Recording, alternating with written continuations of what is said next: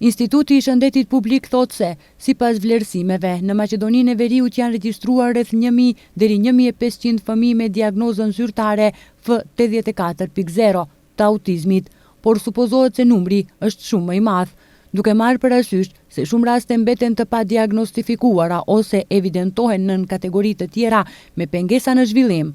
E ftuar në emisionin e pasdites në televizionin Koha, specialistja e logopedis Ajshe Beqiri Mehmedi thotë se intervenimi i hershëm tek fëmijët ka dhënë rezultate pozitive dhe më të shpejta.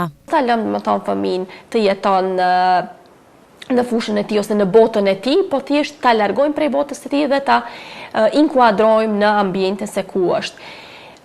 Intervenimi i hershëm ka dhënë rezultate pozitive, saqë i shohim fëmijët që kanë qenë të kyçur në për intervenime të hershme, terapeutike, ose të themi edhe këshillimore, kryesisht përmes këshillave. Mundet ndonjë fëmijë të i kalon, edhe kemi rezultate pozitive, saqë fëmijët mundemi të themi i kanë eliminuar të gjitha simptomat të spektrit të autizmit dhe që e kanë të menaxhuar të themi jetën. Specialistja e logopedis Ajshe Beqiri Mehmedi ka edhe një thirrje për prindërit. Nga mosha 0 deri në 3 vjeç, fëmijët të jenë sa më larg ekraneve dhe celularëve.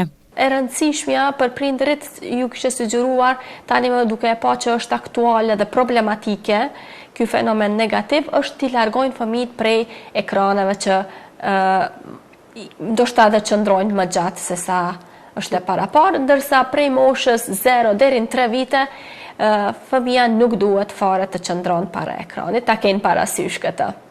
Autizmi paraqet situatë të ndërlikuar të zhvillimit neurologjik, që zakonisht paraqitet në fëmijërinë e hershme dhe zgjat gjatë gjithë jetës. Kjo ndikon në mënyrën se si një person komunikon dhe hyn në interakcion me njerëzit e tjerë dhe botën përreth tij. Sipas vlerësimeve të shoqatës shkencore për autizëm, në Maqedoni jetojnë rreth 20.000 persona me spektër autik. Edhe pse numri sakt mbetet i panjohur për shkak të evidencës sistematike, është fakt se bëhet fjalë për një nga situatat më të shpeshta, por dhe më të keq kuptuara të zhvillimit neurologjik të fëmijëve.